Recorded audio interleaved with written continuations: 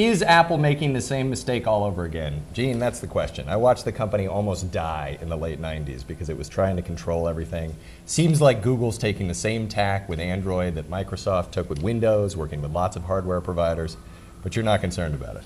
No, we're not. And the reason is that ultimately on these devices, people want an application that's easy to use. And I think that's one of the big things that this environment that they've created is just a simple, easy to use environment. And I think that ultimately that's the reason why Apple's taken the right strategy by really locking down these apps. But isn't that what it was like with the Mac as well? Mac was incredibly easy to use, much more so beloved by people, and yet still it became this niche business. Microsoft, IBM, and all the hardware providers went into the corporations. They won that market. In this case, no chance of that happening again? We don't think so. And the reason ultimately is that the app world is much different than the application world. And ultimately, people are looking for a certain feature, and at 110,000 apps, that really satisfies the demand that people have for getting function out of these phones. And so I think you have to look back. In the software world, the problem was there wasn't a lot of software applications for the Mac.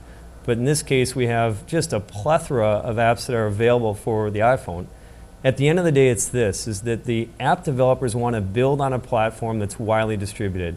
And right now, the iPhone platform is the most widely distributed platform. So effectively, they're able to tap into, be a closed system, but yet have a wide adoption. So you think they can maintain that lead? The early lead's extraordinary, obviously. Yep, I think it all comes down to that. Is you look at that 110,000 apps that they have, compare that to 20,000 on Android. One of the keys that if you really look and see what Apple's strategy is here by locking the phone down, keeping essentially Flash off of the phone, that enables, keeps applications to be developed in Flash and being ported to other apps. So I think Apple obviously understands the power of what these apps are doing.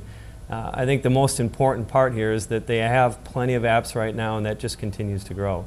So looking ahead 3 to 5 years, what's your best guess as to what, say, the US smartphone market looks like? Where is RIM? Where's Google? Where's Apple?